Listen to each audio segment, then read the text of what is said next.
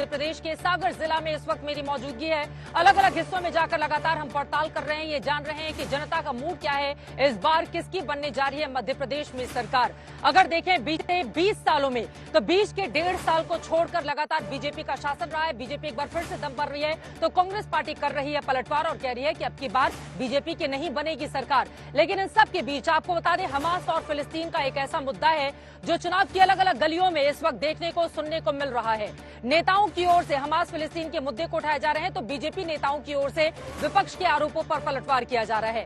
Congress party के एक विधायक है जिनकी सभा में आपको बताते चले मुद्दा उठ गया। फिलिस्तीन में जिस तरह से इजरायल की ओर से हमला किया जा रहा है, वहां पर नागरिक मारे जा रहे हैं, उनकी जो लोग मारे गए हैं उनकी आत्मा की शांति के, तो बीजेपी की ओर से पलटवार कर दिया गया, ये कहते हुए कि दरअसल तुष्टीकरण की राजनीति को कांग्रेस पार्टी बढ़ावा देने की कोशिश में लगी रहती है और इसमें उसको पूरी तरह से विफलता मिलेगी। सरकार बनाना तो दूर की बात है। अब से थोड़ी देर पहले मुख्यमंत्री शिवराज सिंह चौहान का मैंने किया है एक्सक्लूसिव इंटरव्यू। ये सवाल भी मैंने पूछा कि आपके नेताओं की ओर से बार बार इस मुद्दे को उठाया जा रहा है कि कांग्रेस पार्टी के नेता अपनी सभाओं में या फिर अलग अलग वीडियोस दिखा के इस तरह के आरोप आपकी ओर से क्यों लगाए जा रहे हैं कि हमास और फिलिस्तीन के जरिए तुष्टीकरण की पॉलिटिक्स कर रही है। तो शिवराज सिंह चौहान ने भी इस बात को स्वीकार किया है कि कांग्रेस पार्टी आज से नहीं, शुरू से हर एक मुद्दे की तलाश में रहती है जिससे वो तुष्टीकरण की अपनी राजनीति को आगे बढ़ा पाए।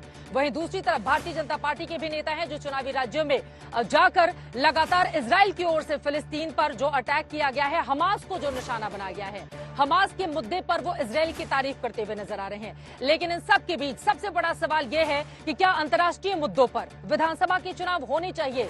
अंतर्राष्ट्रीय मुद्दों को विधानसभा के चुनाव में अपनी चुनावी रैलियों में, सभाओं में नेताओं की ओर से क्यों गिनाया जा रहा है, इसके जरिए आखिर कौन से वोट बैंक की पॉलिटिक्स की जा रही है। स्थानीय मुद्दों को नहीं उठाकर क्या यहाँ की जनता को गुमराह करने की कोशिश नहीं हो रही है। जंग गाजा पट्टी पर हो रही है और चुनावी गर्मी मध्य प्रदेश में बढ़ रही है। बीजेपी और कांग्रेस की ओर से एक के बाद एक नेता चुनावी फायदे के लिए देश की सियासत को इजराइल और फिलिस्तीन के दो धड़ों में बांटते नजर आ रहे हैं। खासकर जब से बीजेपी को एमपी के खरगोन में कांग्रेस की सभा में कथित तौर पर फिलिस्तीन के लिए 2 मिनट का मौन रखने का वीडियो प्रचारित किया गया, तब से बीजेपी के निशाने पर कांग्रेस है। कांग्रेस फिलिस्तीन के और हमास के ऊपर जो अत्याचार हो उसके वीडियो सप्लाई कर रही है सब दूर मुस्लिम बस्ती। कांग्रेस पार्टी हर जगह खोजती है वोट, केवल अपने वोट बैंक की पॉलिटिक्स के लिए हमास जैसे आतंकवादी संगठन को साथ दे रही है। हमेशा की है, आज से नहीं, हमेशा से कांग्रेस को इसी तरह की राजनीति। तुष्टीकरण के रास्ते को अपनाना चाहते, कोई हमास का प्रवक्ता बन जा रहा है, कोई हमास का समर्थक बन जा रहा है। दरअसल गाजा के युद्ध के दो पक्षों को लेकर भारत में नैतिक प्रतिनिधित्व की सियासत पहले ही दिन से शुरू हो चुकी थी, जब हमास के आतंकवादियों ने इजराइल पर बर्बर हमले किए और अमानवीय अत्याचार किया। फौरन सत्ता पक्ष ने इजराइल पर हमास के हमले की निंदा की, लेकिन उसके बाद कांग्रेस पार्टी ने अपनी CWC के प्रस्ताव में फिलिस्तीन के अधिकार की बात की। जंग के चंद दिनों के बाद भारत सरकार ने फिलिस्तीन पर देश का रुख साफ किया, लेकिन कांग्रेस नेता सोनिया गांधी ने इजराइल के हमलों की आलोचना पर लेख लिख डाले। गाजा की जंग में पीड़ितों के लिए भारत सरकार ने मानवीय मदद और राहत भेजी, तो दूसरी तरफ कथित तौर पर कांग्रेस की सभाओं में फिलिस्तीन के लिए मौन रखा गया। फिर संयुक्त राष्ट्र संघ में जब बिना हमास की निंदा किए युद्ध रोकने का प्रस्ताव आया तो भारत ने वोट नहीं किया। दूसरी ओर विपक्षी दलों के नेतृत्व में फिलिस्तीन के लिए रैलियां हो रही और उसमें आतंकवादी संगठन हमास का सरगना बोल रहा था। और इस तरह हिंदुस्तान से 4000 किलोमीटर दूर हो रही एक लड़ाई धीरे धीरे देश की राजनीति को दो हिस्सों में बांटती गई, और जिसमें एक तरफ हमास के हमदर्द थे तो दूसरी तरफ आतंक के खिलाफ जंग के हिमायती। अब हालत यह है कि विधानसभा चुनाव के प्रचार में भी जब सभाएं हो रही हैं तो वहां मुस्लिम वोट के लिए किसी कामकाज की नहीं, फिलिस्तीन और गाजा का जिक्र किया जा रहा। कैलाश विजयवर्गीय की ओर से कल कहा गया कि हमास और फिलिस्तीन के वीडियोस वायरल करके कांग्रेस पार्टी तुष्टीकरण की पॉलिटिक्स कर रही है। या तो स्थानीय मुद्दों पर चुनाव होना चाहिए, और इसलिए कैलाश जी ने जो कहा उन्होंने ठीक कहा। भारत में चुनाव हो रहा है, मध्य प्रदेश में चुनाव हो रहा है, जनता की रोजमर्रा की जिंदगी पे आप चुनाव लड़ो। आपने क्या विकास किया इस पे? कांग्रेस ने कुछ किया नहीं, उनके पास कुछ है नहीं, और इसलिए ऐसे मुद्दे लेके आते। आपको लग रहा है कि तुष्टीकरण की पॉलिटिक्स कर रही है कांग्रेस? हमेशा की है, आज से नहीं, हमेशा से कांग्रेस ने इसी तरह की राजनीति। कांग्रेस पार्टी के एक विधायक की जनसभा में वहां पर फिलिस्तीन में जो लोग मारे गए उनके लिए मौन रखा गया और फिर कहा गया कि वहां पर जो लोग मारे जा रहे हैं उसको लेकर अपनी बातें भी व्यक्त की गई। तुष्टिकरण कर रही है कांग्रेस, तो इसके जरिए वोट करने बटोरने की पॉलिटिक्स भी तो है। देखिए, वोट तो यहाँ के काम के आधार पर मिलेंगे, ये करने का कोई फायदा नहीं। लोग यहाँ क्या किया है उस पर वोट देंगे। हालांकि छत्तीसगढ़ में चुनाव प्रचार करने गए कांग्रेस अध्यक्ष मल्लिकार्जुन खड़गे ने इजरायल का जिक्र करते हुए कहा है कि कांग्रेस आतंकवाद की निंदा करती रही है, लेकिन दूसरे लोगों को भी इंसाफ मिलना चाहिए। टेररिस्ट एक्टिविटीज का खंडन करते हैं, लेकिन दूसरे लोगों को न्याय देना चाहिए। अन्याय से किसी को एक दूसरे को तंग करने की कोशिश नहीं करना। हालांकि कांग्रेस पार्टी ने भारत सरकार के उस रुख पर भी सवाल उठाया था जब यूएन में गाजा युद्ध रोकने के लिए एक तरफा प्रस्ताव पर भारत ने वोट नहीं किया। विदेश नीति पर सत्ता पक्ष विपक्ष एक साथ बोलते हैं ना। मोदी जी ने आतंकवाद की आलोचना की, जैसा केरला में हुआ ना साहब, हमस के एक आतंकवादी का भाषण हुआ। तो कांग्रेस पार्टी हर जगह खोजती है वोट। प्रधानमंत्री नरेंद्र मोदी ने राष्ट्रीय एकता दिवस पर खुद भी ये कहा था कि तुष्टीकरण की राजनीति देश के विकास और एकता के लिए बाधक है। मैं ये कहूँगा कि प्रधानमंत्री और उनकी पार्टी तो खुद अपीजमेंट कर रही है। एक बड़ी जो समाज में हिस्सा है उसका अपीजमेंट करने का काम कर रही है। लेकिन गाजा के युद्ध पर मध्य प्रदेश के खरगोन में वोट बैंक की सियासत संभव है। ये कम अफसोसनाक नहीं है, क्योंकि इससे साबित होता है कि भारतीय राजनीति में मुद्दों के दिवालियेपन और प्रदेश के चुनाव में बुनियादी जरूरतों से ऊपर मजहबी मुद्दों और मकसदों को तरजीह दी जा रही है। आज तक ब्यूरो।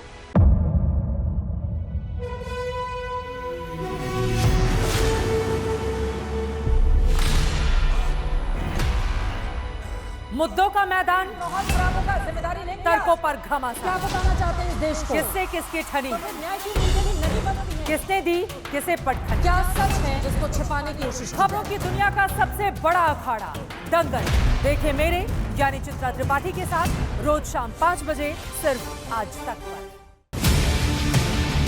ना पक्ष ना विपक्ष, ना लेफ्ट ना राइट, ना मिर्च ना मसाला, खबरों का बोलबाला, निडर निर्भीक सबसे सटीक स्पेशल रिपोर्ट सिर्फ आज तक पर। एयर रेड के ये सायरन समय समय पर आपको सुनाई देते। शौर्य की, भारत और चीन के बीच साहस की, सभी बाढ़ग्रस्त इलाकों का हवाई सर्वेक्षण किया है। सरोकार की, गाजीपुर में किसान से बातचीत करें। संघर्ष की, कश्मीर को आगे बढ़ना होगा। संयम की, भावनाएं भड़की या दंगे भड़काए गए, सवालों की, जनता के लिए, जनता के द्वारा, जनता की दस्तक। श्वेता सिंह के साथ सिर्फ आज तक पर। सबसे पहले प्रेम शुक्ला जी आपसे ही करते हुए, कांग्रेस पार्टी के ऊपर बीजेपी बार बार ये आरोप लगा रही है, चाहे हमास हो आतंकवाद हो, हर मुद्दे पर वो तुष्टीकरण की पॉलिटिक्स करती है, इस तरह के मुद्दे को वो ढूंढना चाहती है। इस तरह के आरोप क्यों लगाए जा रहे हैं आप लोगों की ओर से? आप लोगों को भी जवाब देना होगा कि बीते 5 सालों में, या अगर हम बात करें जब से आपकी सरकार है यहाँ पर 20 साल हो गए हैं, बीच के 1.5 सालों को हम माइनस कर दे कमलनाथ जी के शासनकाल को, तो कामकाज क्या किया वो आप लोगों को बताएंगे, या कांग्रेस तुष्टीकरण कर रही है, ये क्यों हमास और आतंकवाद की बात कर रही है, इन मुद्दों को उठाया जाएगा? प्रेम शुक्ला जी। हम तो हर दिन कामकाज ही बता रहे हैं कि 2003 से लेकर 1993 से लेकर 2003 तक की श्रीमान दिग्विजय सिंह की सरकार और 2003 से लेकर 2023 तक आदरणीय शिवराज सिंह चौहान, जिसमें 1.5 साल कमलनाथ के थे, इनको छोड़कर आप कृपा करके देख लीजिए विकास कैसे हुआ है।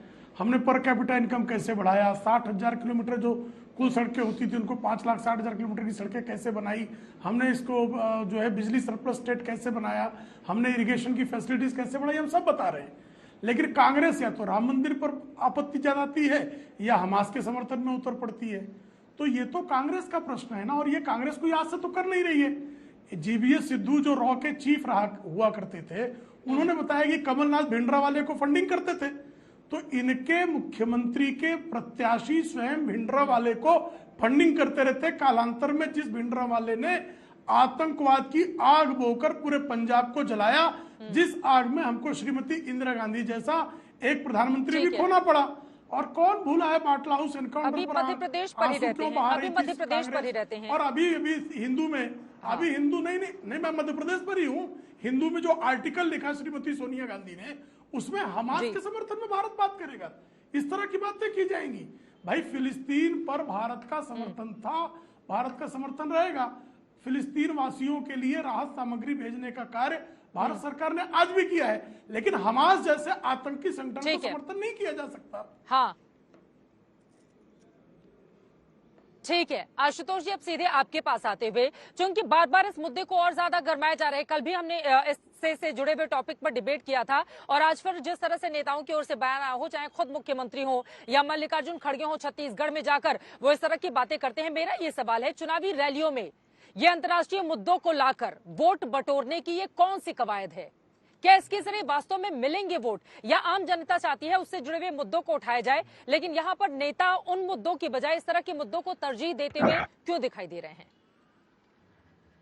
देखिए चित्रा जी, सबसे पहले तो मैं प्रेम शुक्ला जी से विनम्र निवेदन करूंगा कि सोनिया गांधी जी का वो लेख दिखाएं जहां उन्होंने हमास की निंदा नहीं की है या हमास के समर्थन में बयान दिया है, क्योंकि ये तथ्य ही गलत है अपने आप में। मैंने वो पूरा आर्टिकल पढ़ा है, उस आर्टिकल में हमास की निंदा की गई है और खुलकर निंदा की गई, लेकिन फिलिस्तीन का सवाल खड़ा किया गया। हमारे देश के अंदर दिक्कत क्या है कि यहां प्रोपेगेंडा आप जितना फैला सके, जितना झूठ बोल सके, उतना आप फैलाते रहिए। हिंदुस्तान के प्रधानमंत्री ने अपने पहले ट्वीट से लेकर आज तक एक बार भी हमास की निंदा नहीं की। यहां तक कि जो पहला ट्वीट था उसमें भी उन्होंने हमास का जिक्र नहीं किया है। और आज तक दुनिया के बहुत सारे देश हैं जो हमास को आतंकवादी संगठन मानते हैं, आधिकारिक तौर पर उन्होंने घोषणा की है, लेकिन नरेंद्र मोदी जी ने, भारतीय जनता पार्टी की सरकार ने अभी तक हमास को आतंकवादी संगठन घोषित नहीं किया। यह मैं सवाल क्यों उठा रहा हूं? मैं ये सवाल इसलिए उठा रहा हूं क्योंकि भारत की एक घोषित विदेश नीति है, और भारत की वो घोषित विदेश नीति फिलिस्तीन के सवाल को और हमास के सवाल को बिल्कुल स्पष्ट तौर पर अलग करती है। फिलिस्तीन में आज जो कुछ हो रहा है, 9,000 के आसपास लोग मारे जा चुके हैं, 4,000 के आसपास उसमें बच्चे मारे गए हैं। क्या इस पे किसी का दिल कांपना चाहिए या नहीं कांपना चाहिए? ये प्रश्न है। आप मां हैं, आप बताइए। जो स्थिति बच्चों की वहां पर हो रही, यूनिसेफ इसको कंडेम कर चुका है। यूनाइटेड नेशंस के न्यूयॉर्क में स्थित ह्यूमन राइट्स के एक बड़े अफसर है, उन्होंने इस्तीफा दिया है। बोलिविया ने अपने राजनीतिक संबंध खत्म किए हैं। चिले, अर्जेंटीना, कोलंबिया, पेरू, ये तमाम वो देश है जिनका इजराइल हमास से कोई लेना देना नहीं। इन लोगों ने जबरदस्त तरीके से तीखी आलोचना की, निंदा की। तो प्रश्न यह है कि फिलिस्तीन और हमास के बीच में अगर कोई किसी राजनीतिक दल के लोग अगर फर्क नहीं समझते हैं, तो मैं उनके अज्ञानता पर सिर्फ मुस्कुरा हंस सकता हूं, क्योंकि त्रासद है। लेकिन अगर वही योगी आदित्यनाथ अगर राजस्थान के अंदर जाते हैं और इजराइल के मिसाइल को हनुमान जी की गदा से तुलना करते हैं, तो वो हनुमान जी का अपमान कर रहे हैं या इजराइल की प्रशंसा कर रहे हैं? ये सवाल तो उनसे भी पूछा जाना चाहिए। क्या आप जो चुनाव प्रचार कर रहे हैं, मैं इसका जवाब ले लूंगी। आपने जो आरोप लगाए हैं मैं इसका जवाब ले लूंगी। फिलिस्तीन में यकीनन जिस तरह से बच्चों की, महिलाओं की, बेगुनाह लोगों की जान जा रही है, उसकी निंदा होनी चाहिए। भारत सरकार का भी यही रुख है। फिलिस्तीन के राष्ट्रपति को पीएम ने फोन करके उनको हर संभव मदद की पेशकश भी की, बाकायदा फोन भी गया था 10-12 दिन पहले। और वहीं दूसरी तरफ लेकिन यहाँ पर आपने जो आरोप लगाए हैं उस पर मैं जरूर प्रेम शुक्ला जी का जवाब लूंगी कि आप बताइए कि हमास को लेकर किस तरह की बातें, जैसा कि सोनिया गांधी की परिप्रेक्ष्य में आपकी ओर से कहा गया। जी जल्दी से बोलिए। मैंने हमास की भरसक निंदा की। हमास ने जो कृत्य किया है वो मानवीय है, वो अमानवीय है, वो अमानवीय है, और इसी तरीके से हर तरीके से उसकी निंदा ड्यूटी हो गई आपकी। प्रेम शुक्ला जी, आपसे मुझे लग रहा है प्रेम शुक्ला जी जवाब दे दें, उसके बाद हमास के आतंकवादी का कबूल ना हुआ है वो भी मैं सुनाऊंगी, लेकिन प्रेम शुक्ला जी आप पहले जवाब दे दीजिए आशुतोष जी के आरोपों पर। अब काम करके कोई लाभ नहीं है। आप चुप रहे, आप एंकर नहीं। देखिए, मैंने श्रीमती सोनिया गांधी का आर्टिकल एक पक्षी, ठीक है सर, अब जवाब ले लेते हैं। कांग्रेस ने तो बाकायदा यूनाइटेड नेशंस में, यूनाइटेड नेशंस में भारत ने, चूंकि एक पक्षी प्रस्ताव था, हमास की निंदा नहीं थी। यूनाइटेड नेशंस में जो प्रस्ताव लाया गया, जिसका 140 देशों ने समर्थन किया, भारत जिस पर निष्पक्ष रहा, किसी तरफ नहीं गया, उस प्रस्ताव में सिर्फ एक पक्षी हमास की बिल्कुल निंदा नहीं की गई थी और कांग्रेस इस बात पर अड़ा रहा कि भारत उस पर निंदा उस निंदा प्रस्ताव पर क्यों नहीं गया। तो कांग्रेस का जो ये प्रस्ताव है इसमें श्रीमती सोनिया गांधी की सहमति है कि नहीं, मैं श्रीमान आशुतोष जी से जानना चाहता हूं। एक बात, अरिंदम बागची जो विदेश मंत्रालय के प्रवक्ता हैं, उन्होंने बाकायदा कहा कि जो इजराइल में हमला किया गया वो आतंकी हमला था। वो हमला हमास ने किया था कि कांग्रेस ने कर दिया था कि किसी और ने जाके कर दिया? आशुतोष जी कृपा करके बताइए। अगर हमले को आतंकवादी हमला कहा जाता है तो उस संगठन को यह कहा जाएगा कि वो बुद्धवादी संगठन है, अहिंसक संगठन है, ऐसा आपका ज्ञान है? आप हमास के इतना वकील बनने पर क्यों आमादा है जी? कांग्रेस की वकालत तो समझ में आती है, लेकिन हमास के भी वकील हो गए आप। भारतीय जनता पार्टी के विरोध में आपको इतना अंधा होना ठीक नहीं है कि आप हमास के समर्थन में खड़े हो जाए। और हमास के संदर्भ में स्पष्टता हमारी है। हाँ बोलिए आशुतोष जी। हाँ बोलिए। हाँ चित्रा जी, मैं भारतीय जनता पार्टी के प्रवक्ता प्रेम शुक्ला जी से विनम्र निवेदन करता हूं कि देश के प्रधानमंत्री नरेंद्र मोदी से हाथ जोड़कर उनके चरण स्पर्श करके वो उनसे निवेदन करें कि हमास को आतंकवादी संगठन घोषित करें और हमास की निंदा करें नाम लेकर। मैं उनसे विनम्र निवेदन करता हूं प्रेम शुक्ला जी से, वो मेरे ऊपर जो आरोप लगा रहे हैं वो लगाने दीजिए। वो खुद अपने देश के प्रधानमंत्री, हमारे देश के प्रधानमंत्री नरेंद्र मोदी से चरण स्पर्श करके निवेदन करें कि अच्छा नरेंद्र हमास की निंदा करने की तो बात आई, हमास को आतंकवादी संगठन घोषित करें। अच्छा प्रस्ताव है। पहली बात प्रेम शुक्ला जी, मैंने बीच में डिस्टर्ब नहीं किया, प्लीज डोंट डिस्टर्ब मी। मुझे लगता है इसमें किसी भी तरह का कंफ्यूजन नहीं होना चाहिए। एक सेकंड से सुनिए, फिलिस्तीन के लोगों की अपनी एक सेकंड फिलिस्तीन के लोगों की जो बात हो रही है वो जायज है। यकीनन महिलाओं पर, बेगुनाह लोगों पर इस तरह से बम नहीं बरसने चाहिए, उसके लिए अंतर्राष्ट्रीय कानून है, उसका भी उल्लंघन हो रहा है। एक सेकंड सर सुनिए, मेरा ये सवाल है, चुनावी अंगने में हमास का क्या काम है? लेकिन बार बार चूंकि आप लोगों की ओर से भी मैंने सवाल पूछा कि चुनाव में क्या इससे फायदा होगा, लेकिन दोनों लोग अंतर्राष्ट्रीय मुद्दे पर अपनी बातें कहने लगे। अब चूंकि बात हो ही रही है हमास की, तो हमास के एक आतंकवादी का कबूलनामा सामने आया है। कैसे एक कमरे में छोटे छोटे बच्चे रो रहे थे, तो उसके बाद उस आतंकवादी ने तब तक गोलियां चलाई जब तक वहां से बच्चों की आवाजें आनी बंद नहीं हो गई। इस आतंकवादी ने क्या कबूलनामा किया है उसको सुन लेते हैं, उसके बाद चर्चा में आगे बढ़ेंगे। हमने बच्चों के ऊपर तब तक गोलियां चलाई जब तक कमरे से आवाजें आनी बंद नहीं हो गई। अब सीधे आपके पास आते हुए हमारे साथ विवेक श्रीवास्तव जी, लेफ्ट के लीडर, जुड़े हुए हैं। बताने के लिए कुछ बाकी नहीं रह जाता है हमास के इस आतंकवादी के कबूलनामे से, लेकिन मेरा ये सवाल है कि इसी से जुड़े हुए एक व्यक्ति को जिसका नाम खली महमूद है, उसको आप लोग बकायदा केरला में बुलाते हैं सभा को संबोधित करने के लिए फिलिस्तीन के समर्थन में। एक व्यक्ति जो कबूल कर रहा है कि उसने ताबड़तोड़ गोलियां बरसाकर बच्चों की जान ली है, बेगुनाह बच्चे जो रो रहे थे डर की वजह से, और उसके नेता को वहां पर आमंत्रित करके बकायदा जिस तरह के आरोप लगाए जा रहे हैं, बीजेपी के तमाम नेताओं को भी आप सुन रहे हैं, वहां पर बुलाकर उसको संबोधन करवाया जाता है। जी देखिए, बीजेपी का तो अलग एजेंडा है। बीजेपी कह रहा है कोई भी मुसलमान पूरी पृथ्वी पे कहीं भी कुछ गलत करे, लाओ उसका वीडियो सर्कुलेट कराओ और जो मुसलमान हिंदुस्तान में इनको बदनाम करो कि इनकी तो कौम ही खराब है। तो बीजेपी का एजेंडा तो आप रखिए साइड में, ये तो एक कम्युनल ऑर्गेनाइजेशन बन चुका है और हिंदू मुसलमान करके इनको तो वोट चाहिए। मध्य प्रदेश के अंदर जब हार निश्चित हो चुकी है, इन्होंने अपने चीफ मिनिस्टर को साइडलाइन कर दिया, सिटिंग एमपीज को सीट दे रहे हैं, कह रहे हैं भैया असेंबली लड़ लो शायद जीत जाओगे। जब कुछ नहीं है कहने के लिए तो कह रहे हैं साहब ये हमास का। भाई ये जो प्रॉब्लम है पैलेस्टीन की, it is not a Muslim problem. ये पहली चीज है जिसको हमें सबको समझने की जरूरत है। इतने सारे मुसलमान देश उसके समर्थन में नहीं है और बहुत सारे देश जो मुसलमान नहीं है वो फिर भी पैलेस्टीन के कॉज पे उसके साथ हैं, जैसे हमारा देश उनके साथ था। आज हमने लाइन बदल दी है, आज हम अमेरिका की कॉलोनी बन चुके हैं। अमेरिका जो कहता है भारत का विदेश मंत्रालय उसको फॉलो करता है। अमेरिका ने कहा ग्रेटर इजराइल बनेगा, इजराइल को समर्थन दीजिए। आप मत सुनिए सेक्रेटरी जनरल यूनाइटेड नेशंस की, उसका इस्तीफा वैसे ही मांग रहा है इजराइल। आप जो है एब्सटेन कर जाइए, तो हम एब्सटेन कर गए कुछ ही। कल अमेरिका कुछ और बोलेगा तो हम उसको टो करेंगे इस लाइन को।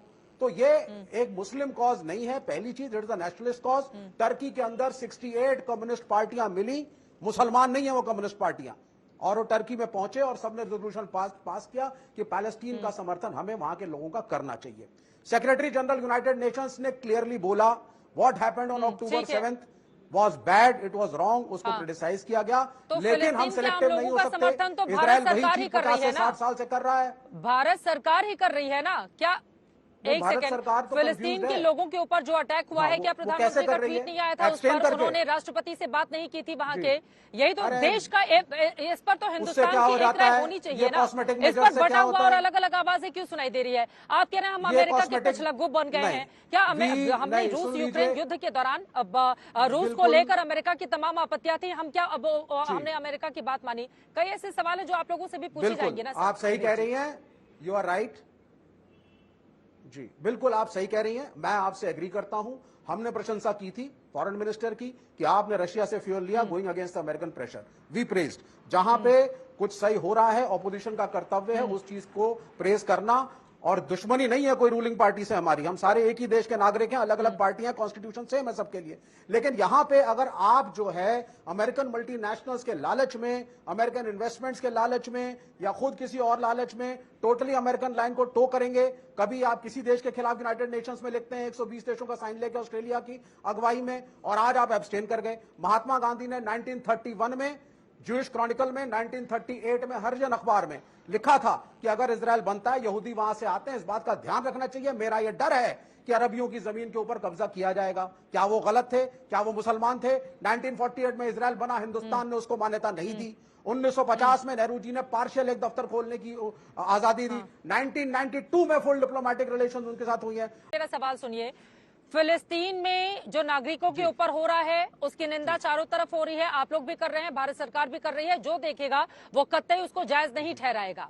लेकिन सवाल यह है कि फिलिस्तीन के समर्थन में जो लोग अलग अलग जगहों पर सभाएं कर रहे हैं, हमास की आलोचना क्यों नहीं कर रहे हैं? क्यों नहीं बोल रहे हैं कि हमास ने जो किया वो पूरी तरह से निंदनीय है, गलत है? हमास का खात्मा क्यों नहीं होना चाहिए अगर वो बेगुनाहों की जान लेता है तो? बिल्कुल। हमास को पालने पोसने वाले लोगों के खिलाफ एक्शन क्यों नहीं होना चाहिए? फिलिस्तीन का समर्थन करने वाले लोगों को इसकी भी बात करनी होगी। रैली में हमास लीडर को बुलाने की जरूरत क्यों आन पड़ती है? सुन लीजिए ना जी, पहले आप सुन लीजिए कि हमास है क्या, ये कॉन्सेप्ट भी पब्लिक के सामने मैं क्लियर कर देता हूं। आधे से ज्यादा यहां समझते हैं कि वो एक फ्रिंज एलिमेंट ग्रुप है जो हथियार लेकर के इधर उधर टेररिस्ट एक्टिविटीज करता है। सर, इतना कॉन्सेप्ट बताने की जरूरत नहीं है। उसने इजराइल के और तमाम देशों के बेगुनाह लोगों की हत्या की है। 7 अक्टूबर को हमने देखा है महिलाओं के साथ क्या बर्बरता की है। किताबों में क्या लिखा हुआ है वो पढ़ने की जरूरत नहीं है। मैडम, उसके अलावा 70 साल से इजराइल कर रहा है, अपने शो में इजराइल को भी क्रिटिसाइज करिए। नहीं, उसके अलावा बिल्कुल नहीं। जिस तरह की बर्बरता की गई है सिर्फ उसी पर रहिए। हमास ने जो बर्बरता की है उसी पर रही है, बिल्कुल भी नहीं। अब निजेश अवस्थी जी आपकी बात, मैं हमास का समर्थन करने वाले लोगों से इस तरह की बातचीत नहीं कर सकती। अब निजेश अवस्थी जी सीधे आपके पास आते हुए, सर एक सेकेंड सर, अब यहाँ पर इजराइल और फिलिस्तीन का विवाद हम तो सुलझाने बैठे नहीं हैं। हम तो ये सवाल पूछ रहे हैं कि चुनावी रैलियों में इसका क्या काम है? आप यहाँ पर हमास का समर्थन करने के लिए बैठ गए। आपको शर्म आनी चाहिए। हमास के आतंकवादियों की ओर से जिस तरह से महिलाओं की बर्बरता की गई है, एक आतंकवादी कबूल कर रहा है कि कैसे उसने छोटे छोटे बच्चों को मार दिया, और आप हमास का यहाँ पर समर्थन कर रहे हैं। मैं बिल्कुल बात नहीं करूंगी आपसे। हमास एक आतंकवादी संगठन है। भारत सरकार क्या कहती है, विपक्ष क्या कहता है, आप क्या कहते हैं, उस पर नहीं जाते हुए वो बर्बरता पूरी तरह से गलत है। फिलिस्तीन के लोगों के साथ हिंदुस्तान खड़ा है, तो वैसे ही हमास के साथ, हमास ने जिस तरह की बर्बरता की है उसकी आलोचना करना सीखिए। अब निजेश अवस्थी जी आपके पास आते हुए, अब निजेश अवस्थी जी उनकी बातों पर आपका जवाब क्या लग रहा है कि वो सही बोल रहे हैं? चित्रा जी, आप इनको जितना मर्जी शर्म दिलाने की कोशिश कर लें, इनको शर्म आने वाली नहीं है। इजराइल में जो भी कुछ हुआ, जिस तरीके से आपने एक हमास के आतंकी का कबूलनामा दिखाया है, सैकड़ों फोटोग्राफ्स, वीडियोग्राफ्स आ रहे हैं। एक मां जो है उल्टी लेटी हुई, उसकी पीठ पे गोलियां चली हुई हैं और उसका बेटा अपने छाती से चिपकाया हुआ और बेटे का सर नहीं है। आज आपके चैनल पे दिखाया जा रहा था कि कैसे जो इजराइल के बंधक हैं, इजराइल के लोग हैं, उनके किसी लाश के किसी का सर नहीं है, किसी का हाथ नहीं है, किसी का पैर नहीं है। इस बर्बरता के नाम पे कह रहे हैं कि परे हिंदुस्तान जो है, भारत सरकार जब करेगी हमास को पहले आतंकवादी संगठन घोषित करे तो हम उसकी निंदा करेंगे। इजराइल की तो नहीं कर रहे, तो फिर इजराइल की क्यों कर रहे हो तुम?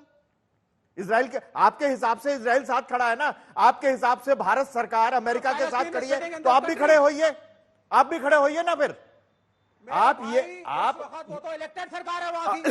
आशुतोष जी ने कहा कि अब तक कि भारत सरकार ने हमास को विवेक जी अपनी बारी में चित्रा जी ये बात सुनिए, ये चित्रा जी जो केरल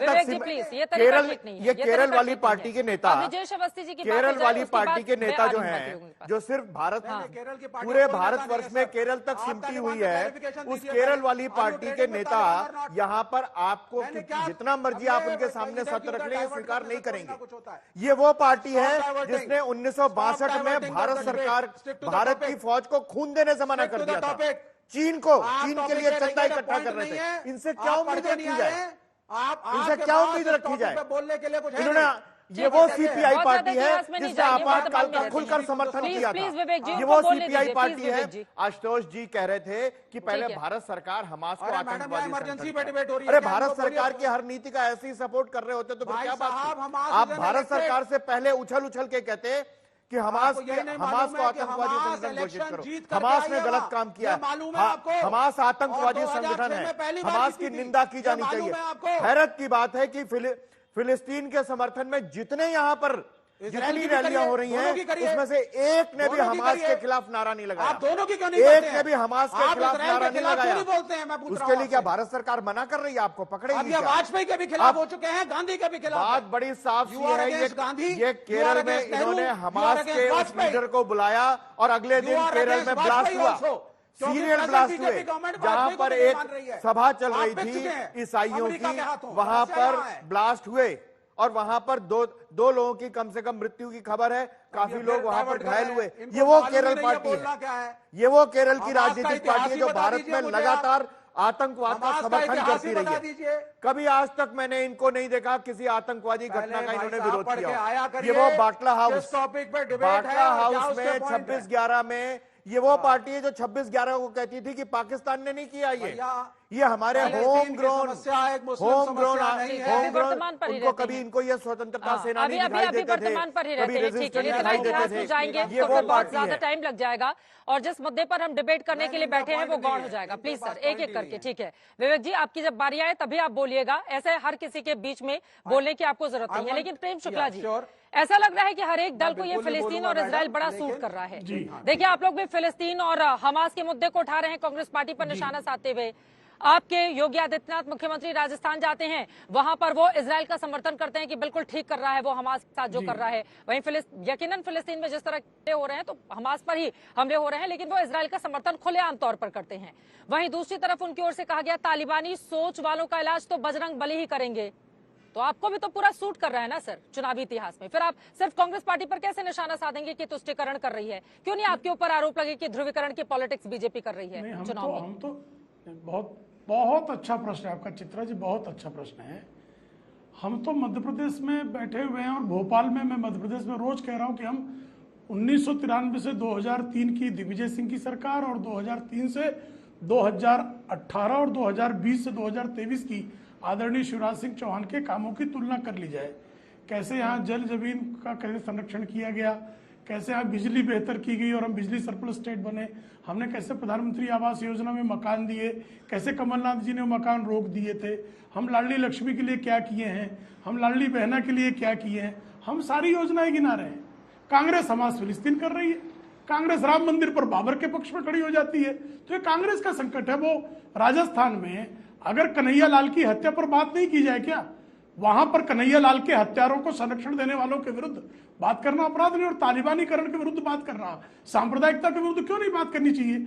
हमास के पूर्व प्रमुख को बुलाकर केरल में भाषण कराया जाता है और केरल पूर्व प्रमुख का वर्चुअल भाषण जब आप करते हैं तो उस समय आप श्रीमान विवेक जी कृपा करके बताइए ना, जो लोग हमास के पूर्व प्रमुख के भाषण का प्रक्षेपण करवाते हैं वो सांप्रदायिक है कि सेकुलर है? हमास सेकुलर है कि सांप्रदायिक है?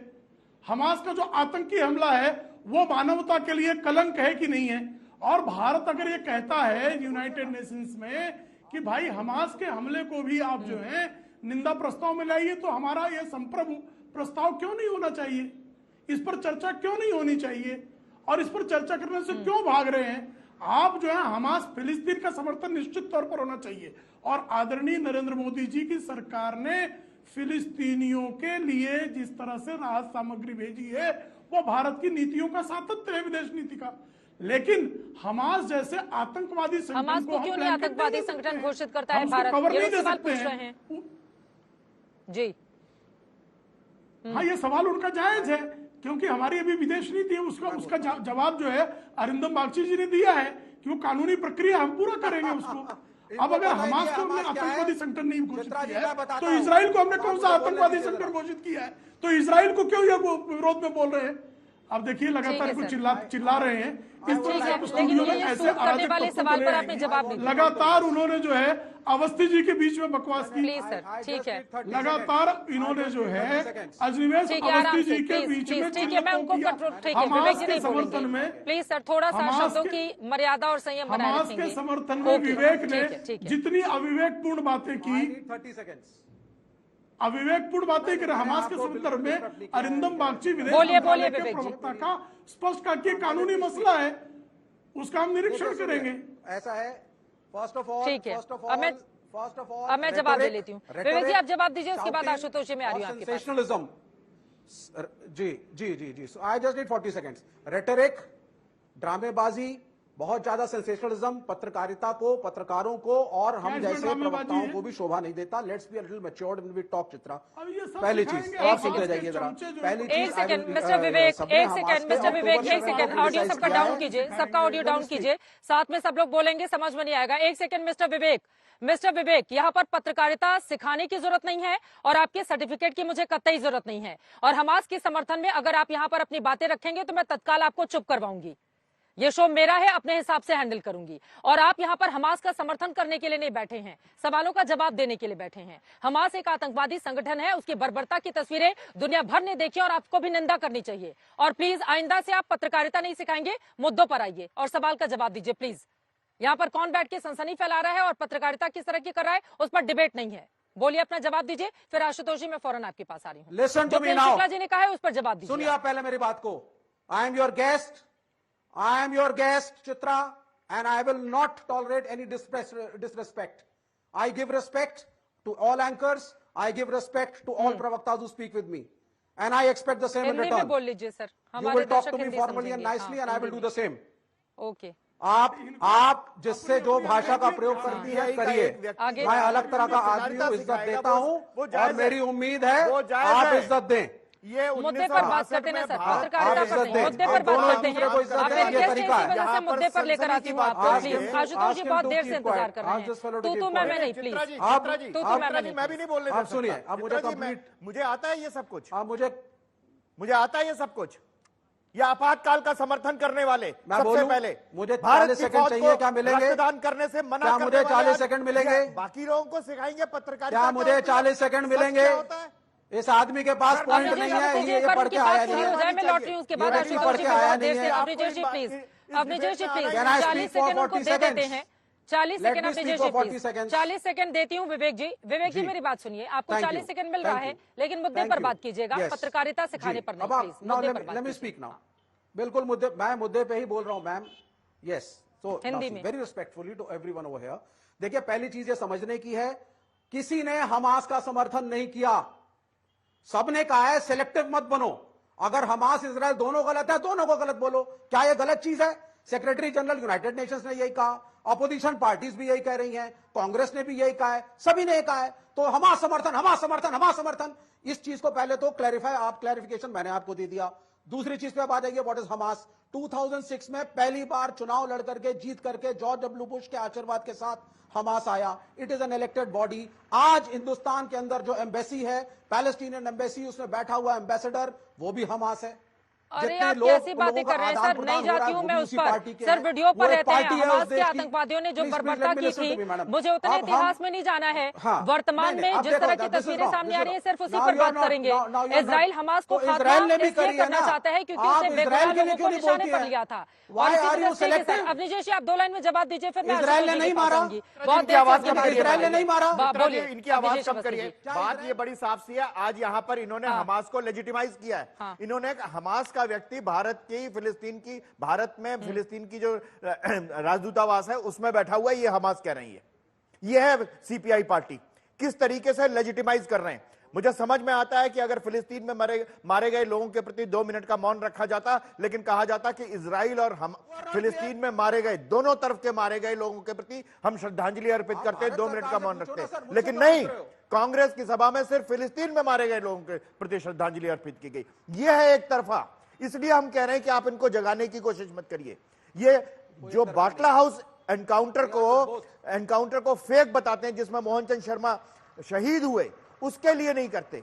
जो 26/11 के हमले के खिलाफ इन्होंने कभी कोई आवाज नहीं उठाई। अफजल गुरु और याकूब मेनन के साथ जो खड़े हुए हैं, उनसे आप कैसे उम्मीद रखते हैं कि ये हमास के खिलाफ बोलेंगे? आखिर इस तरह की पॉलिटिक्स किसको सूट कर रही है?